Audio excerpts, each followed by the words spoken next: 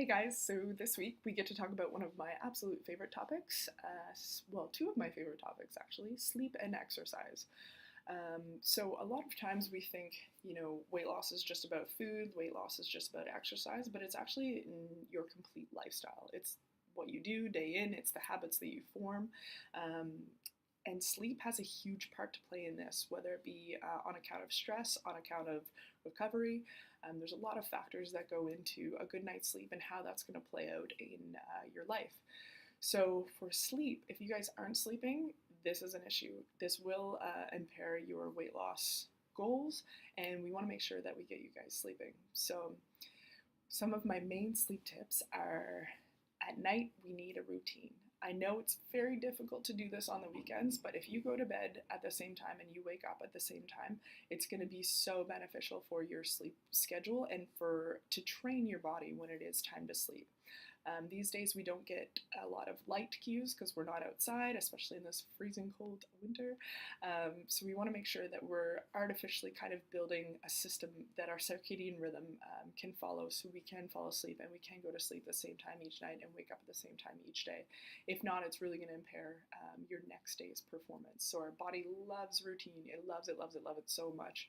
So anything that we can do to foster that is going to be really beneficial. In the evening time, I know we get home from work, we have kids to feed, we have all of these things to do, and then once the kids go to bed or once you can finally relax, you have, your half-hour favorite show or your hour-long favorite show, whatever it is.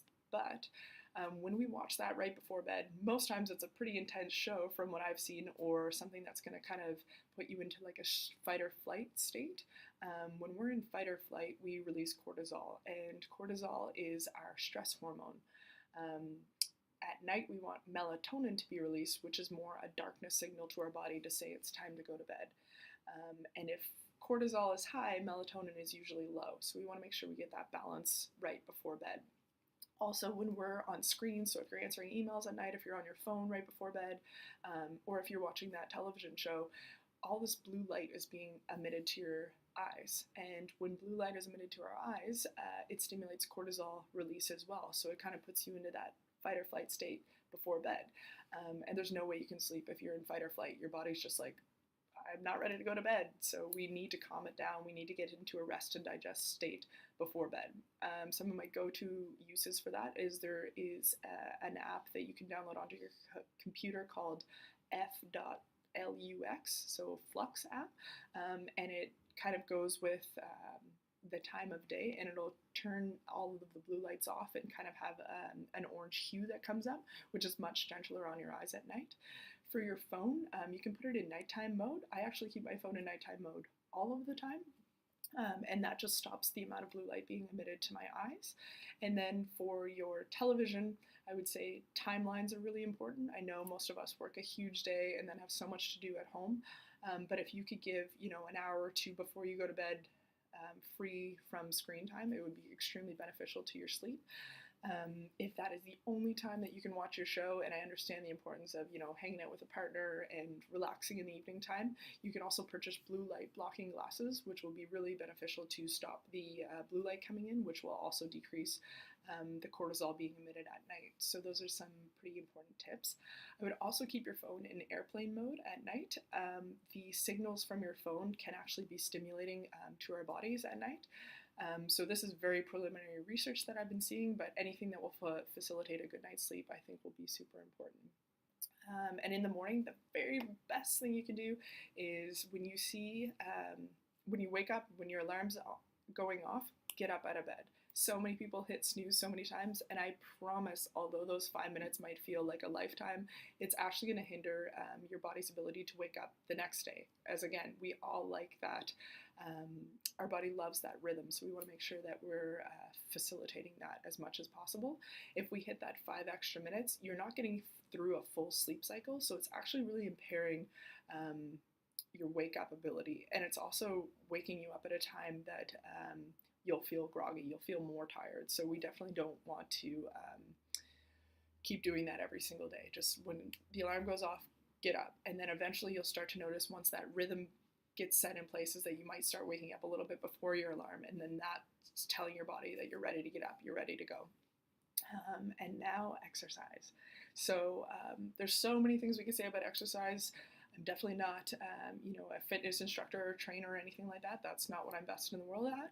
But we want to make sure that if you do get into exercise, if you are starting up a whole new plan, we don't want you hurt at the gym. So I would definitely seek out somebody who knows what they're doing.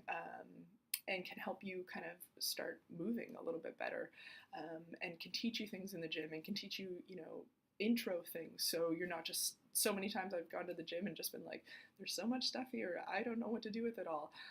Despite having a pretty athletic background, like there's a lot of new equipment I've never seen before. There's a lot of types of gyms, and a lot of them actually offer, one free day or your first day free or something like that. So I would use all of those. Like, I know we don't have time to rip around the whole city, but find something you might be interested in and go for it. So going all the way back to what we talked about goals in the first week, if your goal is to be able to run and you hate running, that's horrible, right? That's not something that's sustainable. You won't hit that goal because you don't actually enjoy doing it.